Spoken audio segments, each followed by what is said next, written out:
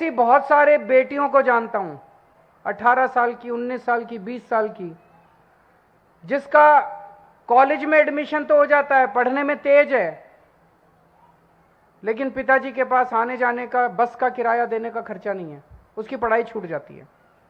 ऐसी कई बेटियां हैं जिसका कॉलेज में एडमिशन हो जाता है, लेकिन कॉलेज की फीस देने के पैसे नहीं है पिताजी के पास, उसकी पढ़ाई छूट जाती है। उनको हजार हजार रुपए देंगे। ऐसी बहुत सारी बेटियां हैं जो अपनी पढ़ाई पूरी कर पाएंगी जब उनको हजार हजार रुपए मिलेंगे। ऐसी बहुत सारी बहनें हैं, शादीशुदा बहनें हैं, घर चला रही हैं। इतना महंगाई का जमाना है, घर का खर्चा नहीं चलता, पति की तनख्वाह उतनी है, तनख्वाह बढ़ती नहीं है, लेकिन खर्चे बढ़ते जा रहे हैं। उनके हाथ में 1000 रुपए जाएगा तो वह हो सकता है अपने बच्चे को थोड़ा सा और फ्रूट्स खिला देगी, थोड़ा दूध पिला देगी, थोड़ा सा अपने बच्चों के लिए कुछ और खर्चा कर देगी। हमारी जितनी माएँ हैं, बुजुर्ग महिलाएं हैं, बेटी घर में आती है, माँ का मन करता है कि उसके हाथ में कुछ रख दूं, करता है कि नहीं करता है? लेकिन माँ को फिर बेटे की तरफ देखना पड़ता है। बेटा देता है तो बेचारी कुछ करती है, बेटा नहीं देता तो अपना मन महसूस के बैठ जाती है। अगर माँ के हाथ में 1000 रुपए होंगे तो उसको बेटे की तरफ, पति की तरफ देखना नहीं पड़ेगा। वो अपना अंदर जाएगी, संदूक खोलेगी, पैसे निकालेगी और बेटी के हाथ में रख देगी, उसको बड़ा सुकून मिलेगा। 1000 रुपए हर बहन के हाथ में देने से मैं समझता हूं कि बहुत बड़े स्तर पे अर्थव्यवस्था में भी फर्क पड़ेगा। एक तो है कि आप बड़े बड़े अमीर लोगों के हाथ में पैसा डालो, कोई अरबपति है, उसके पास पैसा जाएगा तो वो क्या करेगा? अभी उसके पास 2 जहाज है, 4 जहाज खरीद लेगा, 5 जहाज खरीद लेगा, 2 बड़े बड़े बंगले, उससे अर्थव्यवस्था नहीं अच्छी होती। जब एक आम आदमी के हाथ में, आम बहन के हाथ में पैसा जाएगा, वो बाजार जाएगी, सब्जी खरीदेगी, आटा खरीदेगी, रोजमर्रा की चीजें खरीदेगी, इससे अर्थव्यवस्था बढ़ती है, इकोनॉमी की प्रोडक्शन बढ़ती है, डिमांड बढ़ती है, फिर नई नई फैक्ट्रियां लगेंगी वो सामान बनाने के लिए। आम आदमी की जेब में जितना पैसा जाएगा उतनी अर्थव्यवस्था बढ़ेगी, अमीरों के हाथ में जितना पैसा जाएगा उतनी अर्थव्यवस्था कमजोर होगी। तो ये बहुत सोच समझ के हम लोगों ने, जो हमारा विरोध करते हैं, उनको मैं कहना चाहता हूं कि बहुत सोच समझ के हमने किया है कि करोड़ों महिलाओं को इसका फायदा होगा, करोड़ों घरों को इसका फायदा होगा। और जो लोग कहते हैं पैसा कहां से आएगा, मैं आपको एक छोटा सा उदाहरण देता हूं, पैसा कहां से आएगा। हमने पंजाब में कहा कि हम बिजली फ्री करेंगे, लोगों ने पूछा पैसा कहां से आएगा। मार्च में हमारी सरकार बनी पंजाब में।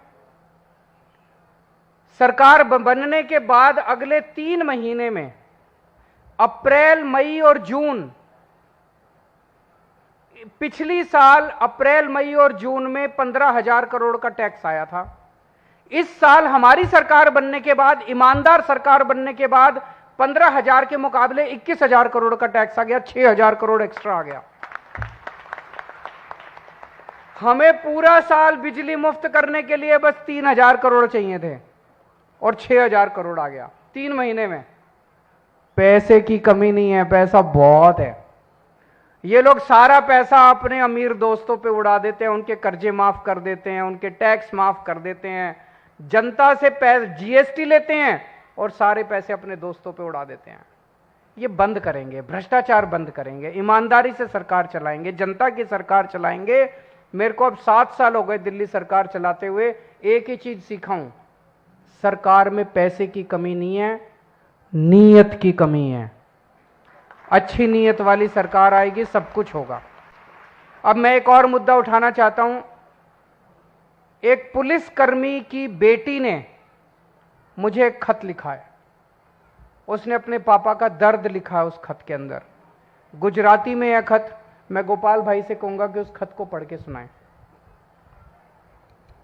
ગુજરાતમાં છેલ્લા ઘણા સમયથી પોલીસ ગ્રીડ પે બાબતે પોલીસ જવાનોમાં અને એમના પરિવારની અંદર એક પીડા છે અને વારંવાર તેઓ પોતાની પીડા વ્યક્ત કરે છે, પરંતુ સરકારમાં બેઠેલા ભાજપના માણસો દ્વારા વારંવાર પોલીસને દબાવી દેવામાં આવે છે, બદલીઓ, સસ્પેન્શન, ખોટી એફઆઈઆરો। પરંતુ આજે પોલીસ પરિવારમાંથી કોઈ એક દીકરીએ અરવિંદજીને એક પત્ર લખ્યો અને એ સોશિયલ મીડિયામાં પણ મૂક્યો, મને પર્સનલી મોકલ્યો. મેં અરવિંદજીને વાત કરી કે ગુજરાતમાં પોલીસ પણ ખૂબ પીડાય છે અને હું પોતે પણ પોલીસ તરીકે અગાઉ નોકરી કરી ચૂક્યો છું, એટલે વિશેષ લાગણીથી મેં અરવિંદજીને વિનંતી કરી અને આજે એ પત્રમાં લખ્યું છે, આદરણીય કેજરીવાલજી, દિલ્હી મુખ્યમંત્રી, જય હિન્દ સાહેબ. સાહેબ, આપ પર અમને સમગ્ર ભારત ગૌરવ લઈ રહ્યું છે. ત્યારે ટૂંકમાં એટલું જ કહેવાનું કે આપ ગુજરાતની પોલીસની સ્થિતિ, નોકરીના કલાકો, પોલીસનો પગાર, તેમના ભથ્થા અને પોલીસ ફોર્સનો દુરુપયોગ આ વિશે માહિતી પ્રાપ્ત કરશો જી. આપ પણ ચોંકી ઉઠશો કે સમગ્ર ભારતમાં ગુજરાત પોલીસની સ્થિતિ શું છે. હવે 2023માં ગુજરાતમાં આમ આદમી પાર્ટીની સરકાર બનવાની છે, તે નિશ્ચિત છે. ત્યારે આપ ગુજરાત પોલીસની વેદનાને સમજીને એમને ન્યાય અપાવશો જી. અમને હવે માત્ર આપ પર ભરોસો અને છેલ્લો વિશ્વાસ રહ્યો છે, કેમ કે આપ સત્યના ભેખધારી છો. કેમ કે ત્યારે અમે આપશ્રીના મુખ દ્વારા આ વાત સાંભળવા માંગીએ છીએ, પોલીસની નાનકડી દીકરીના વંદન. તો પોલીસ પરિવારની એક દીકરીએ પોતાના પિતા વતી વેદના માનનીય અરવિંદ કેજરીવાલજીને રજૂ કરી છે. આ બાબત દર્શાવે છે કે ગુજરાતમાં સરકારમાં બેઠેલા જે કોઈ પણ લોકો છે એમના ઉપર કોઈને ભરોસો નથી. હવે આખા દેશને અને ગુજરાતના તમામ લોકોને ભરોસો માનનીય અરવિંદ કેજરીવાલજી ઉપર છે. એટલે એમણે અરવિંદજીને વિનંતી કરી છે અને વાત સાચી છે કે 12-12, 15-15, 20-20 કલાક સુધી પોલીસ જવાનો પાસે નોકરી લેવામાં આવે છે. બદલામાં મામૂલી પગાર 20,000 ફિક્સેશન 5 વર્ષ સુધી. 5 વર્ષ પૂરા થાય તો 21,000 રૂપિયા.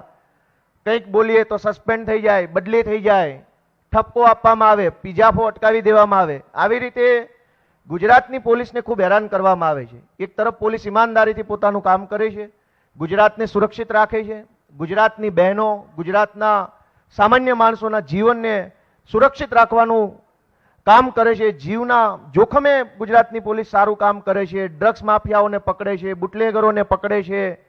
તમામ પ્રકારે ગુજરાત પોલીસ પોતાનું યોગદાન આપે છે. બદલામાં માગે છે શું? એક નાનકડો એવો ગ્રેડ પગાર કે ગ્રેડ પે વધી જાય, 5 પૈસા ઘરમાં વધારે આવે તો બાળકોને ભણાવી શકાય. આજે માનનીય અરવિંદ કેજરીવાલજીએ ગુજરાત પોલીસની વેદનાને સાંભળી છે. હું माननीय अरविंद जी ने विनती करूं आगलनी बात करें। आपने इस बेटी के खत को सुना। सबसे पहले तो मैं उसे कहना चाहता हूं कि आपने हिम्मत करके मुझे चिट्ठी लिखी और आपने हमारे ऊपर इतना विश्वास जताया कि आपने अपने गुजरात के मुख्यमंत्री को नहीं लिखा, आपने दूसरी पार्टी वालों को नहीं लिखा, आपने हमें लिखा और कहा कि हमें आपसे उम्मीद है। मैं आपका तहे दिल से बच्चे शुक्रिया अदा करता हूं और मैं ये कहना चाहता हूं कि आपके इस विश्वास को हम टूटने नहीं देंगे, आपके विश्वास को हम पूरा बढ़ाएंगे। मैं गुजरात के सभी पुलिसकर्मियों को भी कहना चाहता हूं, मेरे को कई सारे पुलिसकर्मी मिलते हैं, अकेले में मिलते हैं, सब लोग कहते हैं कि अब आम आदमी पार्टी से ही उम्मीद है। वो लोग सामने नहीं आ सकते, उनकी मजबूरी है। मैं उन सबको कहना चाहता हूं कि आप एक बार लग के अपने अपने तरीके से जो जहां है वहां काम करते हुए अपनी नौकरी को खतरे में नहीं डालना। आप अपने अपने तरीके से आम आदमी पार्टी को समर्थन कीजिए, आम आदमी पार्टी को सरकार बनाने के लिए पूरा दम लगाइए। मैं आपको भरोसा देता हूं कि जो अभी 20-20 हज़ार रुपये महीना एक पुलिस वाले को एंट्री पे तनख्वाह मिलती है, 20 हज़ार रुपये में क्या होता है? 20 हज़ार रुपये में तो कुछ भी नहीं होता। एक पुलिस वाला अपने घर का खर्चा कैसे चलाएगा? पूरे देश में सबसे कम तनख्वाह पुलिस में, सबसे कम तनख्वाह गुजरात में मिलती है और सबसे कठिन परिस्थितियों के अंदर गुजरात पुलिस काम कर रही है। हमारी सरकार बनेगी, पूरे देश में जो सबसे बेस्ट तनख्वाह मिलती है किसी भी राज्य के अंदर, वो गुजरात के अंदर लागू करेंगे। गुजरात की पुलिस को उनको पूरी तनख्वाह दिलाएंगे, उनके वर्किंग कंडीशन को सुधारेंगे और फिर हम उम्मीद कर सकते हैं कि वो गुजरात के लोगों की सुरक्षा अभी भी अच्छी कर रहे हैं, लेकिन और मुस्तैदी के साथ और अच्छे तरीके से वो गुजरात के लोगों की रक्षा करेंगे। अभी मेरी उन सबसे विनती है, आप जहां भी हैं, जैसे भी है, काम करते रहिए और अंदर खाने जैसे जैसे हो सकता है आप आम आदमी पार्टी की सरकार बनाने में मदद कीजिए। अगर कोई प्रश्न है मीडिया के लोगों के तो आप।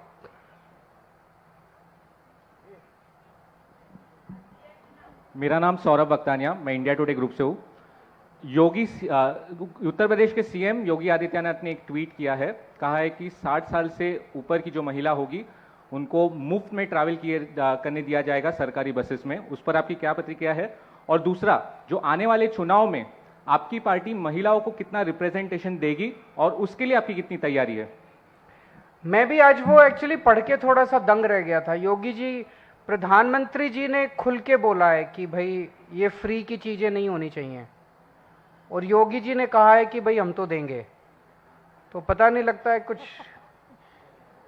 लड़ाई झगड़ा हुआ है या क्या है, मैं तो जानता नहीं हूं। वो तो उन्हीं से, आप ये प्रश्न उन्हीं से पूछिए कि उन्होंने अपने बॉस के खिलाफ ऐसे क्यों काम किया। उसका जवाब मैं तो नहीं दे सकता। मेरा नाम किशन काटेलिया है, मैं गुजरात फर्स्ट न्यूज़ से हूँ।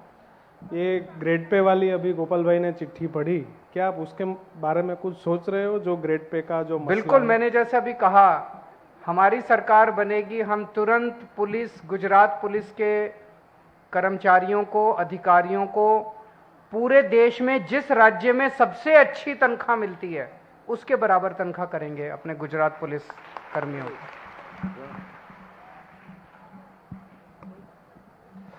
केजरीवाल जी, मैं भूपेंद्र सिंह, न्यूज़ 24 से। गुजरात में करीबन 3 करोड़ के आसपास महिलाओं की संख्या है, उसमें 18 से कम वाली भी हैं, लगभग 1-1.25 करोड़ के करीब जी। और इन सबको आपने जैसे घोषणा की है, अगर वो चाहेंगी तो 1000 रुपये देने आप देंगे। कुपोषित महिलाओं की भी यहाँ पर बहुत एक बड़ी समस्या है, क्या उसके बारे में आपने कुछ विचार किया है? बहुत अच्छा आपने, हाँ। और जो माल न्यूट्रिशन के बच्चे जो कुपोषित पैदा होते हैं, उसकी भी एक बहुत गंभीर समस्या है, जिसको लेकर गुजरात हमेशा से ही इस समस्या से जूझ रहा है। सरकार की तरफ से उपाय भी किए जा रहे हैं, लेकिन आप पार्टी उसको लेकर क्या सोचती है? देखिए, आपने बहुत अच्छा प्रश्न किया कि एक तो महिलाओं का कुपोषण है, एक बच्चों का कुपोषण है। आज एक महिला के हाथ में पैसे नहीं है। एक महिला सबसे ज्यादा प्यार अपने बच्चे से करती है। मां सबसे ज्यादा प्यार अपने बच्चे से करती है, और अपने बच्चे के लिए वो कुछ भी कर सकती है।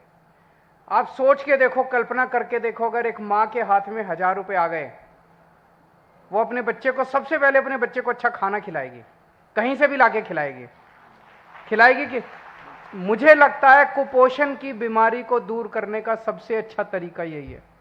उसके हाथ में पैसे रख दो थोड़े बहुत, आप उसको कुछ हम तरह तरह की स्कीमें बनाते हैं, सरकारी योजनाएं बनाते हैं। सबसे अच्छी योजना कुपोषण को दूर करने की, मैं आपको बता रहा हूं, यही साबित होगी। और कोई प्रश्न? मेरा नाम मेहुल जाला है, मैं न्यूज़ इंडिया से हूँ। केजरीवाल साहब, कांग्रेस कह रही है कि आम आदमी पार्टी बी टीम है, आप कह रहे हैं कि कोई और बी टीम है। तो दरअसल आप वहाँ से तय नहीं कर लेते कि कौन किसके लिए बी टीम के तौर पर काम कर रहा है? आप उन्हीं से पूछ लीजिए। ये नहीं, टी.एस. सिंहदेव आए थे, राजस्थान के हेल्थ मिनिस्टर, उनसे हमने पूछा था कि आप एक दूसरे पर क्यों बी टीम का आरोप लगा रहे हैं।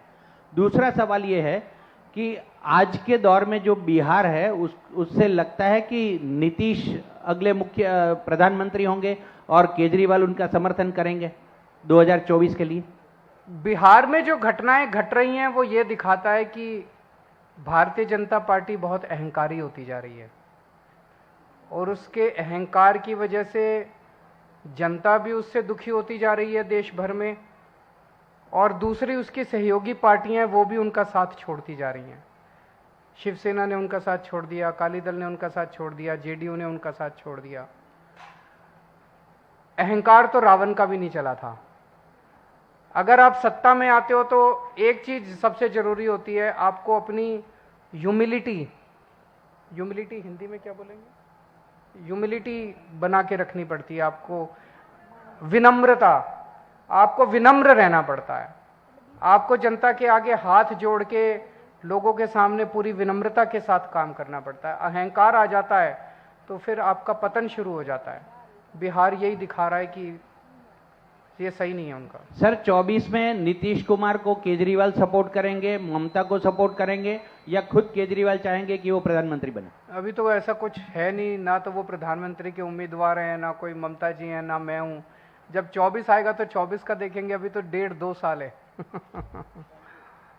Thank you.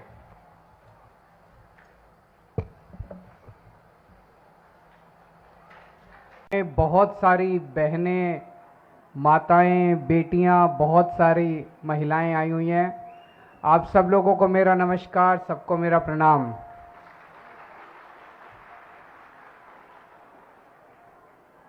पिछले कुछ महीनों से मैं कई बार गुजरात आया और गुजरात के लोगों का खूब प्यार मिल रहा है, हम लोगों को खूब सम्मान, खूब विश्वास मिल रहा है। पहले लोग कहते थे कि बीजेपी का गढ़ है, यहां कुछ नहीं हो सकता, लेकिन जैसे जैसे हम धीरे धीरे लोगों से बात कर रहे हैं, पता चल रहा है कि अंदर लोग कितने दुखी हैं, अंदर लोग कितने डरे हुए थे।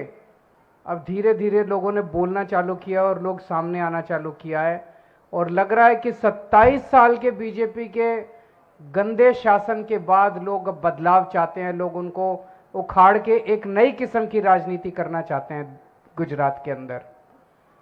आम आदमी पार्टी पिछले कुछ महीनों से एक पॉजिटिव कैंपेन चला रही है। हम कह रहे हैं कि अगर हम सत्ता में आए तो हम क्या करेंगे। हम कह रहे हैं कि हम सत्ता में आए तो हम वही अच्छी अच्छी चीजें करेंगे जो हमने दिल्ली में करके दिखाई हैं। हम झूठे वादे नहीं करते। हम कह रहे हैं कि हम वही चीजें करेंगे जो पंजाब में कर रहे हैं हम लोग। हम झूठे वादे नहीं करते। हम स्कूल बनाएंगे, हम अस्पताल बनाएंगे, हम रोजगार देंगे, हम बिजली देंगे। जनता के मुद्दों की बात कर रहे हैं। बीजेपी कांग्रेस वाले वो बात नहीं करते। बीजेपी कांग्रेस वाले आते हैं, एक दूसरे को गालियां देते हैं, चले जाते हैं, जनता को तो कुछ मिलता नहीं है। और दोनों की सेटिंग है बीजेपी और कांग्रेस की। पहली बार लोगों को एक अच्छा विकल्प मिल रहा है। पहली बार लोगों को लगने लगा है कि हमारी समस्याओं का समाधान होगा। हम जनता के बीच में गए, जनता ने कहा कि बिजली बहुत महंगी है और इतनी महंगाई में हमसे अपने बिजली के बिल नहीं दिए जाते। किसी के घर में एक छोटा सा घर है, एक कमरे का घर है, उसमें एक पंखा, एक टीवी, एक फ्रिज, एक ट्यूबलाइट, और उसका 5,000 का 10,000 का बिल आ रहा है। वो अपना बच्चे पालेगा कि अपने बिजली के बिल भरेगा। तो हमने गारंटी दी, पहली गारंटी हमने दी कि जैसे दिल्ली में हमने सबकी बिजली मुफ्त कर दी, पंजाब में हमने सबकी बिजली मुफ्त कर दी, ऐसे गुजरात में हमारी सरकार बनेगी तो 3 महीने के अंदर गुजरात के लोगों की बिजली मुफ्त करेंगे।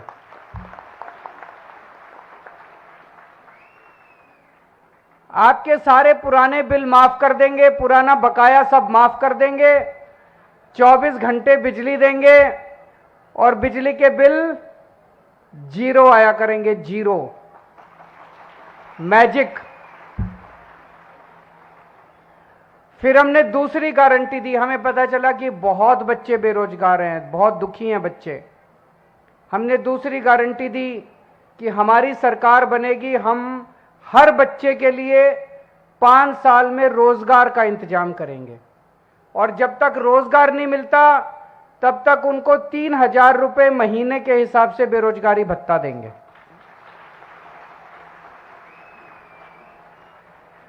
दस लाख सरकारी नौकरियों का इंतजाम करेंगे, उसकी भी पूरी प्लानिंग कर रखी है हम लोगों ने। फिर हम व्यापारियों से मिले। व्यापारियों ने कहा कि जी ये बहुत डराते हैं, धमकाते हैं, हमारे ऊपर रेड करते हैं। ये सब बंद करेंगे, रेड राज बंद करेंगे, व्यापारियों को धमकाना डराना बंद करेंगे, व्यापारियों को खुलेआम इज्जत से व्यापार करने की छूट देंगे। उनके व्यापारियों के जितने मुद्दे थे उनके ऊपर हमने बात की। फिर हम आदिवासी समाज में गए, आदिवासी समाज के मुद्दों की बात की। तो 4 गारंटी दे चुके हैं। आज 5वीं गारंटी है, महिलाओं के लिए गारंटी है।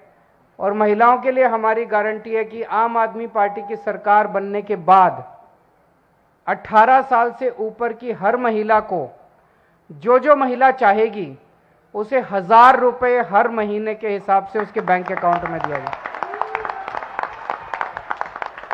होना चाहिए कि नहीं होना चाहिए? ये बोलते हैं फ्री की रेवड़ी है। फ्री की रेवड़ी है कि अधिकार है? हक है। फ्री की रेवड़ी नहीं है, अधिकार है, आपका पैसा है, आपको वापस मिलना चाहिए। स्विस बैंकों में नहीं जाना चाहिए, जनता को मिलना चाहिए। कुछ लोग कहते हैं कि 1000 रुपए क्यों दोगे,